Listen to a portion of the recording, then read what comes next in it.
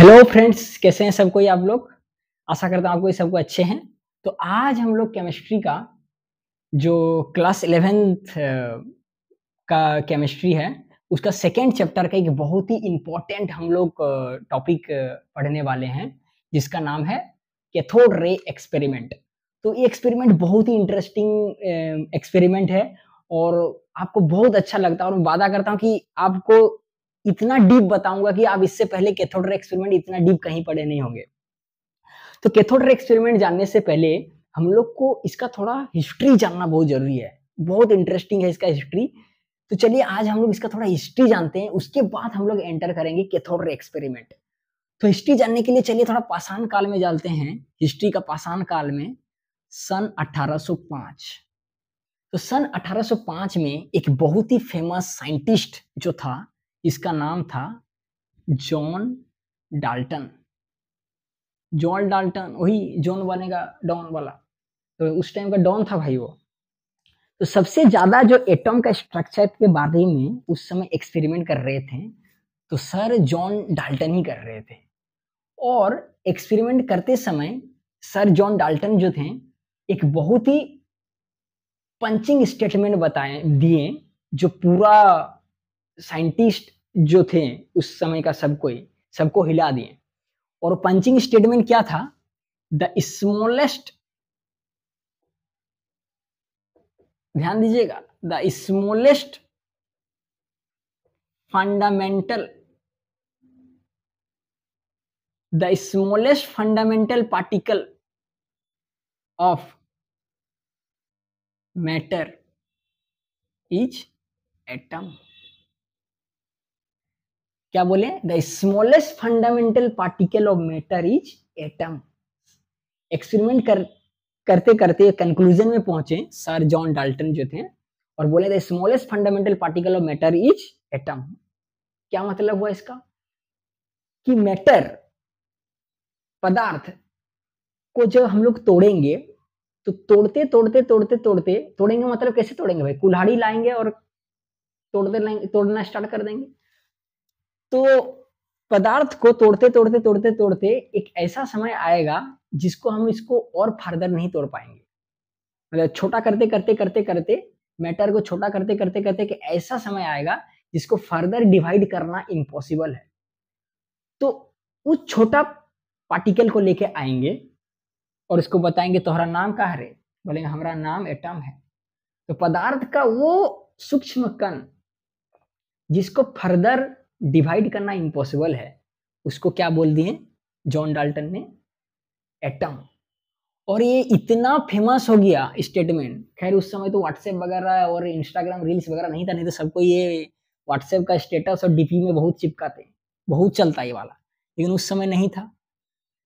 तो ये स्टेटमेंट के बाद लगभग, जब जॉन डाल्टन ने स्टेटमेंट दिया 1805, तो लगभग 90 इयर्स, अच्छा से ध्यान दीजिएगा, 90 साल तक सबको ब्लाइंडली फॉलो करने लगे सर जॉन डाल्टन को। कि अरे इतना फेमस साइंटिस्ट था, इतना बड़ा स्टेटमेंट दिया है, झूठ वो थोड़ी बोलेंगे, कुछ इसमें डिफेक्ट थोड़ी होगा, इतना फेमस साइंटिस्ट था। तो 90 साल तक सबको ही पूरा साइंटिस्ट खा पी के टाइट था भाई, और ब्लाइंडली फॉलो करने लगे कि मैटर का जो स्मॉलेस्ट फंडामेंटल पार्टिकल है वो क्या है? एटम है। लेकिन क्या हुआ, कहानी में ट्विस्ट आया 1897 में। क्या ट्विस्ट आया? 1897 में सत्ता में मोदी जी आ गया। मोदी जी आया मतलब जे थॉमसन सर 1897 में। इससे पहले तक सब कोई ब्लाइंडली फॉलो कर रहे थे कि मैटर का स्मॉलेस्ट फंडामेंटल पार्टिकल क्या है? एटम है। लेकिन जे थॉमसन आए और वो क्या किए, उनको थोड़ा लगा कि नहीं, दाल में थोड़ा काला है, मैटर का स्मॉलेस्ट फंडामेंटल पार्टिकल एटम नहीं हो सकता है, एटम को भी हम लोग फर्दर डिवाइड कर सकते हैं। तो उस समय क्या हो रहा था, साइंटिस्ट लोग वहीं पे घूम रहे थे, और पान का दुकान था, जाके जे थॉमसन सर क्या किए, एक मेंटोस खा ली। जैसे मेंटोस खाया उसका दिमाग का बत्ती जल गया। अब लोग एड में देखे ना कि मेंटोस खाने से दिमाग का बत्ती जलता है, तो इतिहास का सबसे पहला मेंटोस जे थॉमसन खाया था। तो उस समय क्या हुआ, जे थॉमसन को ये लग गया, उसका दिमाग का बत्ती जला और उनको लगा कि मैटर का स्मॉलेस्ट फंडामेंटल पार्टिकल एटम नहीं है, एटम को भी फर्दर हम लोग तोड़ सकते हैं। और इसको प्रूव करने के लिए जे थॉमसन एक एक्सपेरिमेंट किया जो बहुत ही फेमस हो गया। वो एक्सपेरिमेंट क्या था, आज हम लोग पढ़ने वाले हैं कैथोड रे एक्सपेरिमेंट। तो चलिए, इससे पहले हंसी मजाक बहुत हो गया, अभी पूरा कंसंट्रेशन, फुल कंसंट्रेशन से इसको समझना है, नहीं तो नहीं समझ में आएगा और बहुत इंटरेस्टिंग लगेगा आपको, मैं आपको वादा करता हूँ। चलिए, सब कोई पूरा एकदम तैयार हो जाइए, हम लोग अभी एक्सपेरिमेंट को समझने वाले हैं।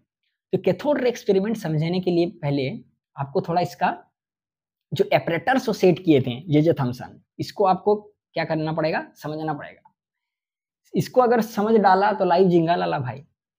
तो ये क्या एपरेटर्स सेट किए थे जे थॉमसन सर, तो देखिए ये क्या था, ग्लास ट्यूब लिए J Thomson sir.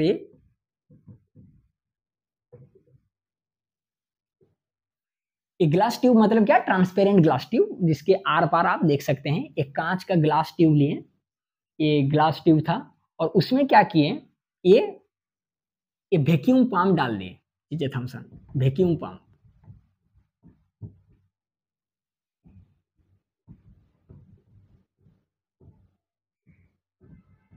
Vacuum pump था। वैक्यूम पंप क्यों है ना, एक एक चीज का मैं बारे में आपको बताऊंगा कि कौन सा जो एपरेटर्स है इसका क्या इंपॉर्टेंस है।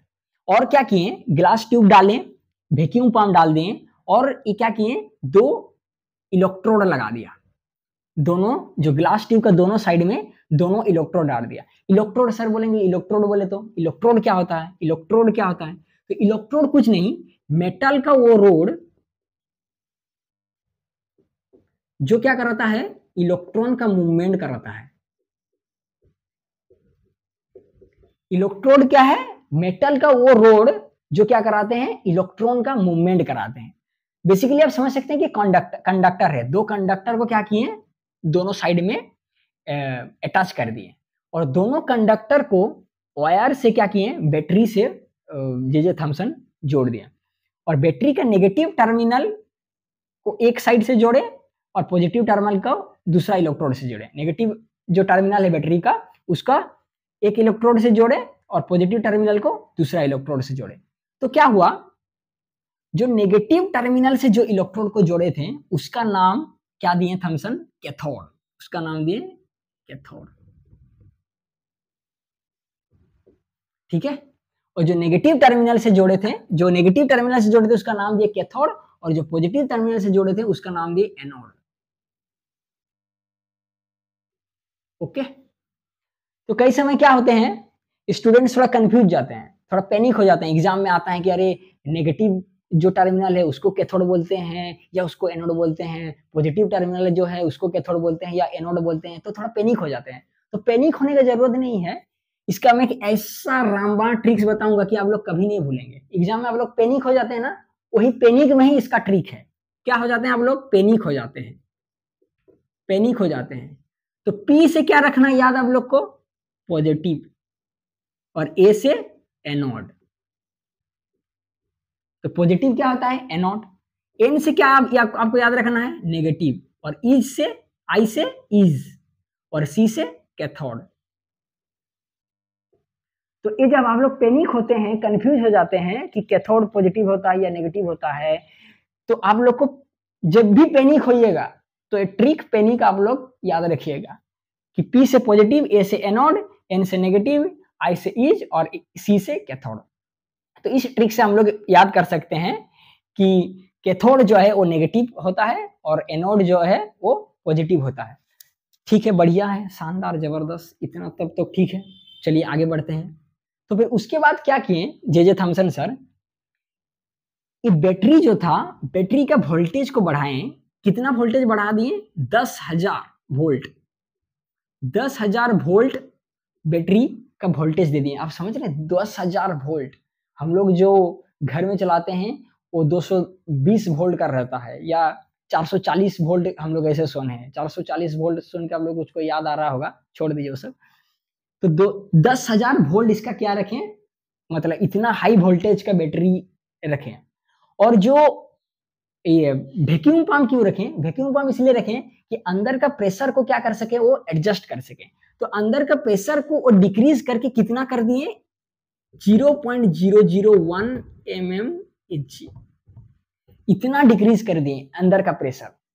प्रेशर क्यों डिक्रीज किया, आप समझ रहे हैं, 0.001 mmHg प्रेशर को डिक्रीज कर दिया। हम लोग का एटमॉस्फेयर का प्रेशर रहता है 760 mmHg, तो 0.001 mmHg प्रेशर को डिक्रीज कर दिए। प्रेशर को क्यों डिक्रीज किए, इसका पीछे रीजन है कि अगर प्रेशर ज्यादा होगा, अच्छा से समझिए, अच्छा समझने समझ में नहीं आएगा, अगर प्रेशर ज्यादा होगा तो गैस का डेंसिटी ज्यादा होगा, और गैस का डेंसिटी ज्यादा होगा तो कैथोड जो है उतना आसानी से ट्रेवल नहीं कर पाएगा, क्योंकि गैस के मॉलिक्यूल के साथ क्या कर सकते हैं, इलेक्ट्रॉन, कैथोड से जो इलेक्ट्रॉन निकल रहा है वो क्या कर सकते हैं, अगर डेंसिटी ज्यादा है, प्रेशर ज्यादा होगा तो डेंसिटी ज्यादा होगा, तो डेंसिटी ज्यादा होगा तो गैस मॉलिक्यूल्स क्या करेंगे, आपस में पास पास में रहेंगे, और कैथोड से जब इलेक्ट्रॉन इधर से ट्रैवल करेंगे तो गैस मॉलिक्यूल के साथ वो क्या कर सकते हैं, रिएक्ट कर सकते हैं, उसके साथ वो कोलाइड कर सकते हैं। इसलिए क्या किया गया, जो आपका प्रेशर था उसको इतना कम कर दिया गया कि जो इलेक्ट्रॉन है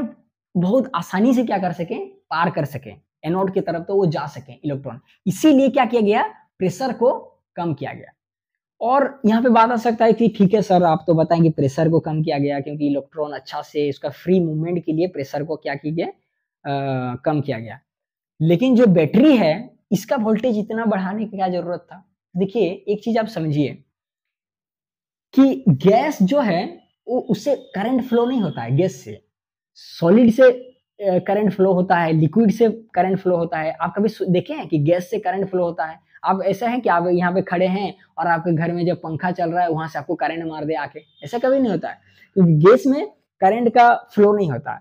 तो लेकिन यहाँ पे तो कोई वायर कनेक्टेड नहीं है कैथोड से एनोड की तरफ, और इलेक्ट्रॉन को कैथोड से एनोड की तरफ मूवमेंट कराना है इसको। तो गैस है, अंदर में गैस है, बीच में गैस है, तो कैसे ट्रेवल करेगा। तो इसीलिए क्या किया गया, प्रेशर को कम, गैस कंडक्टर नहीं है, इलेक्ट्रॉन को कंडक्ट नहीं करा सकता है, लेकिन करा सकता है। कंडीशन क्या है, extreme low pressure and high voltage. इतना हाई वोल्टेज कर दिए थॉमसन सर ने, 10,000 वोल्ट देके इतना हाई वोल्टेज कर दिए कि कैथोड का अंदर से एनोड क्या करेगा, इलेक्ट्रॉन को खींच के लेके आएगा, खींच के लेके आएगा, और वो कंडक्टर हो जाएगा गैस का कंडीशन में भी। तो इसीलिए क्या किया गया, वोल्टेज को 10,000 वोल्ट मतलब रख दिया गया बैटरी को। चलिए इतना सब ठीक है, सब कुछ मैं आपको बता दिया। तो अभी क्या हुआ, जब जे थॉमसन सर स्विच को ऑन किए बैटरी का, तो फिर क्या हुआ, इलेक्ट्रिक डिस्चार्ज तो हुआ, लेकिन क्या हुआ, कुछ पता नहीं चला कि रे कहां से आ रहा है, कहां से इलेक्ट्रिक डिस्चार्ज हो रहा है।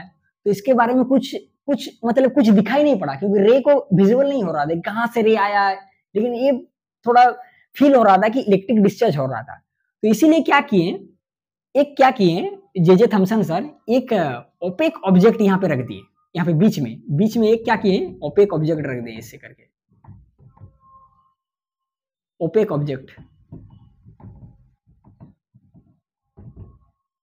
एक ओपेक ऑब्जेक्ट को बीच में रख दिए। ओपेक ऑब्जेक्ट मतलब क्या, ओपेक ऑब्जेक्ट बोले तो ओपेक ऑब्जेक्ट मतलब क्या, जिससे होके लाइट क्या हो सकता है, मतलब ट्रांसफर नहीं कर सकता है, मतलब लाइट आर पार नहीं जा सकता ऐसे ऑब्जेक्ट। अब समझिए कि एक ईटा रख दिए यहाँ पे, देसी भाषा में आप समझने की, ईटा रख दिए, एक ओपेक ऑब्जेक्ट जब रख दिए तो फिर क्या हुआ, जे थॉमसन क्या ऑब्जर्व किए कि इसका जो शेडो था वो एनोड की तरफ उनको दिखाई पड़ा। अब समझिए, क्योंकि शेडो देख के हम लोग लाइट का डायरेक्शन हम लोग डिसाइड कर सकते हैं। अगर मान लीजिए मैं इस तरफ हूं इधर से, और मेरा शेडो पीछे पड़ रहा है, तो इसका मतलब क्या है, लाइट इधर से आ रहा है। अगर मान लीजिए मैं इधर से हूं और मेरा शेडो पीछे पड़ रहा है, तो लाइट इधर से आ रहा है।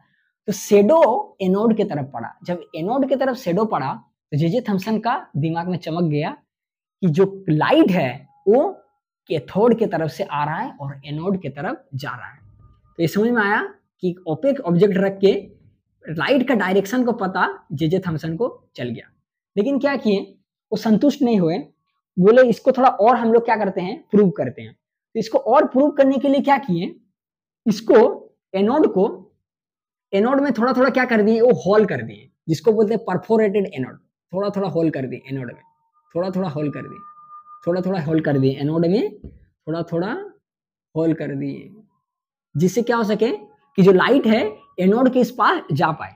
और एनोड के इस साइड में एक स्क्रीन लगा दिए, एक स्क्रीन लगा दिए एनोड के इस साइड में एक स्क्रीन लगा दिए, जिसको हम लोग क्या बोलते हैं, फ्लोरोसेंस स्क्रीन। फ्लोरोसेंस स्क्रीन हम लोग इसको बोलते हैं। फ्लोरोसेंस स्क्रीन किसका होता है, जिंक सल्फाइड का फ्लोरोसेंस स्क्रीन होता है। सर फ्लोरोसेंस स्क्रीन का मतलब क्या होता है, फ्लोरोसेंस क्या होता है कि ऐसा सब्सटेंस है कि अगर फ्लोरोसेंस ये बोलता है कि अगर आप मेरे ऊपर लाइट पड़ेगा तो मैं क्या करूंगा, ग्लो करूंगा। मतलब चार्ज पार्टिकल अगर फ्लोरोसेंस ऑब्जेक्ट में टकराता है तो क्या करता है, वो ग्लो करता है। तो लाइट अगर पड़ता है फ्लोरोसेंस स्क्रीन में तो क्या करता है, वो ग्लो करता है। तो यहाँ पे क्या किए, फ्लोरोसेंस स्क्रीन लगा दिए और एनोड में क्या किए, उसको छेद कर दिए। छैनी और हथौड़ा लिया और एनोड में ये होल कर दिए। तो इस एनोड को क्या बोलते हैं, perforated anode. Perforated anode, perforated anode मतलब आपको समझना इतना आसान है कि एनोड में क्या किए, वो धीरे धीरे थोड़ा थोड़ा होल कर दिए, ताकि क्या हो सके, इलेक्ट्रॉन आराम से पास कर सके। तो फिर ये करने के बाद जब बैटरी को फिर से ऑन किए तो क्या करने लगा, तो उनको जे थॉमसन को ये पता चला कि जो जिंक सल्फाइड स्क्रीन है, फ्लोरोसेंस स्क्रीन है, वो ग्लो करने लगा। तब एकदम कंफर्म हो गया और डंके के चोट पे वो बता दिए कि जो रेज आ रहा है वो आपका कैथोड से एनोड की तरफ आ रहा है, ये कंफर्म हो गया। लेकिन क्या हुआ, अकेले वो एक्सपेरिमेंट नहीं कर रहे थे जे थॉमसन, उसके साथ बहुत सारा उसका एसोसिएट्स थे, उसका असिस्टेंट थे। तो उन लोग बोलने लगे कि सर ये तो ग्लो कर रहा है, ये कोई पार्टिकल थोड़ी होगा, ये तो रेज है, ये तो सिंपल एक रेज निकल रहा है। तो सिंपल रेज निकल रहा है, ये बोलने लगे सब कोई, जिसका असिस्टेंट था। तो इसको फर्दर कंफर्म करने के लिए कि ये वाकई रे है या एक पार्टिकल है, इसको कंफर्म करने के लिए जे थॉमसन सर क्या किए, कैथोड और एनोड का बीच में, कैथोड और एनोड का जो रास्ता है उसका बीच में क्या किए, एक फैन लगा दिए। ऐसे करके एक फैन लगा दे भाई मेरा, एक फैन लगा दे, फैन का ब्लेड लगा दे, एक फैन लगा दे, फैन लगा दिए जो घूम सकता है। फिर उसके बाद जब बैटरी ऑन किए तो क्या ऑब्जर्व हुआ कि फैन का जो ब्लेड था वो घूमने लगा। देखिए तब क्या पता चला जे थॉमसन को और उसका जितना भी असिस्टेंट था कि ये सिंपली लाइट नहीं हो सकता है, क्योंकि लाइट किसी ब्लेड को घुमा नहीं सकता, फैन का ब्लेड को घुमा नहीं सकता। आप समझिए आप घर में बैठे रहते हैं और आपका फैन रहता है, सीलिंग फैन या ऊपर में फैन रहता है, तो एक आप टॉर्च लेके फैन का ब्लेड में मारते हैं तो क्या फैन का ब्लेड घूमता है? कभी नहीं घूमता है। लेकिन एक पत्थर लेके ऐसे मारते हैं तो फैन का ब्लेड क्या करता है, तुरंत घूम जाता है। क्यों घूमता है? क्योंकि फोटोन का मास नहीं है, फोटोन घुमा नहीं सकता है, लेकिन इलेक्ट्रॉन का मास है। हम लोग जानते हैं 9.1 into 10 to the power minus 31 KG electron का मास है, फोटोन का मास नहीं है। इसलिए क्या जो लाइट है वो ब्लेड को घुमा नहीं सकता। अगर ये सिंपली लाइट होता तो फोटोन का मास नहीं है तो ये क्या होता है, फैन का जो ब्लेड है इसको घुमा नहीं पाता। लेकिन इलेक्ट्रॉन का क्योंकि मास है तो फैन का ब्लेड क्या हो गया, वो घूमने लग गया। तो जब घूमने लग गया तो सबको पता चल गया कि ये लाइट सिंपली लाइट नहीं है, ये पार्टिकल है, एक ऐसा पार्टिकल है, स्मॉलेस्ट पार्टिकल है जो कैथोड इलेक्ट्रोड से निकल के एनोड की तरफ जा रहा है। तो सब साइंटिस्ट बोलने लगा कि इससे क्या बड़ी बात है। जो चाचा थे हम लोग का, डाल्टन चाचा, वो पहले ही बोल दिए थे कि मैटर का सबसे स्मॉलेस्ट पार्टिकल एटम है, तो एटम ही होगा। जो क्या हो रहा है, इधर से निकल के क्या हो रहा है, जा रहा है, एटम है, एटम ही होगा, एटम ही होगा। तो इससे तुम्हारा क्या इतना एक्सपेरिमेंट, तुम्हारा इसमें क्या टर्निंग पॉइंट आया, ये तो एटम ही होगा, निकल के जा रहा है, एटम का भी मास है। लेकिन क्या देखा जे थॉमसन में कि अगर एटम होता, आप अच्छा से ध्यान से समझिएगा, अगर एटम होता, इसका मतलब क्या है कि देखिए हम लोग जानते हैं कि दुनिया में सब कुछ क्या है जो बना है वो एटम से बना है। और ये इलेक्ट्रोड क्या है, इलेक्ट्रोड भी एक मैटर है। हम लोग इससे पहले पढ़े हैं कि मैटर क्या है, एटम से बना है। बहुत सारा छोटा छोटा एटम से क्या हुआ है, मैटर बना है। तो ये इलेक्ट्रोड क्या है, ये भी मैटर से बना है और इसके अंदर मैटर है, तो ये इसके अंदर क्या होगा, इसके अंदर भी एटम होगा। तो अगर इसके अंदर से कोई पार्टिकल निकलेगा तो एटम निकलेगा। लेकिन क्या हुआ, जे थॉमसन को ऐसा लगा कि एटम अगर होता, क्योंकि हम उस समय हम लोग जानते हैं कि एटम क्या है, एक न्यूट्रल ऑब्जेक्ट है। अगर न्यूट्रल ऑब्जेक्ट है और ये मैटर से निकल रहा है, तो न्यूट्रल ऑब्जेक्ट जो है, ये जो एनोड पॉजिटिव है, तो न्यूट्रल ऑब्जेक्ट एनोड के तरफ कैसे अट्रैक्ट हो सकता है, क्योंकि हम लोग जानते हैं कि एटम जो है वो न्यूट्रल है, तो न्यूट्रल ऑब्जेक्ट कैसे एनोड की तरफ अट्रैक्ट हो सकता है। तो इसको कंफर्म करने के लिए जे थॉमसन को लगा कि नहीं, एटम तो नहीं हो सकता है। बाकी सारे जो ऐसे साइंटिस्ट लोग बता रहे हैं कि हाँ, कैथोड से एटम निकल रहा है, क्योंकि सबसे छोटा पार्टिकल वही है।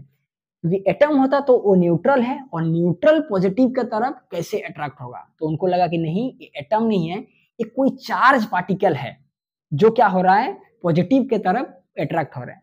तो इसको कंफर्म करने के लिए क्या किए जे थॉमसन, फिर से क्या किए, यहाँ पे दो एक्सटर्नल फील्ड लगाए, दो एक्सटर्नल फील्ड लगाए इलेक्ट्रिक फील्ड, एक में पॉजिटिव डाल दिए और एक में नेगेटिव डाल दिए, और इसका वोल्टेज इससे भी ज्यादा रखें। जब ऐसा किए तब जे थॉमसन को क्या ऑब्जर्व हुआ कि जो रेस था वो क्या किए, पॉजिटिव की तरफ बेंड हो गए, पॉजिटिव की तरफ ऐसे ऐसे बेंड हो गए, पॉजिटिव की तरफ ऐसे बेंड हो गए। तब एकदम कंफर्म हो गया कि ये जो पार्टिकल है इसका नेचर नेगेटिव है। क्यों नेगेटिव है, अगर नेगेटिव नहीं होता तो ये पॉजिटिव के तरफ, पॉजिटिव फील्ड के तरफ अट्रैक्ट नहीं होता। तब जे थॉमसन प्रूव कर दिए कि जो कैथोड है, कैथोड से क्या कर रहे हैं, जो रेज निकल रहे हैं वो एटम नहीं है, क्योंकि एटम होता तो एटम न्यूट्रल है, वो क्या करते हैं, डिफ्लेक्ट नहीं होते हैं, ऑपोजिट चार्ज की तरफ डिफ्लेक्ट नहीं होते, क्योंकि वो न्यूट्रल है। ये नेगेटिव चार्ज पार्टिकल है जो एटम के अंदर से निकल रहा है, और एटम के अंदर से निकल रहा है और पॉजिटिव फील्ड की तरफ जा रहा है, डिफ्लेक्ट कर रहा है। तो उस पार्टिकल का नाम क्या दिए जे थॉमसन, इलेक्ट्रॉन। तो देखिए कैथोड की तरफ से क्या कर रहे हैं, रे निकल रहा है, कैथोड की तरफ से रे निकल रहा है और एनोड की तरफ जा रहा है, इसलिए इसका नाम क्या दे दिए, कैथोड रे, क्योंकि वो कैथोड से निकल के एनोड की तरफ जा रहा है। क्वेश्चन एनसीईआरटी में आ सकता है, एनसीईआरटी में मतलब अच्छा से लिखा हुआ है कि कैथोड रे कहां से निकलता है, कैथोड से निकल के एनोड की तरफ जा रहा है। क्यों, इसीलिए इसका नाम कैथोड दिया है, क्योंकि कैथोड से निकल के एनोड की तरफ जा रहा है। तो जे थॉमसन ये क्या कर दिए, प्रूव कर दिए कि जो स्मॉलेस्ट फंडामेंटल पार्टिकल है, बहुत सारा fundamental particle electron, proton, neutron आया, लेकिन फर्स्ट फंडामेंटल पार्टिकल जो डिस्कवर किए जे थॉमसन वो इलेक्ट्रॉन था। इलेक्ट्रॉन, खैर इलेक्ट्रॉन नाम जो है वो जे थॉमसन नहीं दिए थे, वो स्टोनले ने दिए थे, लेकिन डिस्कवर जो किया था वो जे थॉमसन ने किए थे इलेक्ट्रॉन का। तो फ्रेंड्स कैसा लगा आपको ये वाला एक्सपेरिमेंट, आप लोग कमेंट करके बताइएगा। तो इसके बाद हम लोग और डिटेल्स में और डीप हम लोग जानेंगे कि कैसे प्रोटॉन का डिस्कवर हुआ, कैसे न्यूट्रॉन का डिस्कवर हुआ, तो ये हम लोग जानेंगे। तो आज हम लोग देखें कि इलेक्ट्रॉन का डिस्कवर कैसे हुआ और कौन किए थे इलेक्ट्रॉन का डिस्कवर, सर जे थॉमसन को इसका श्रेय जाता है। ठीक है, थैंक यू।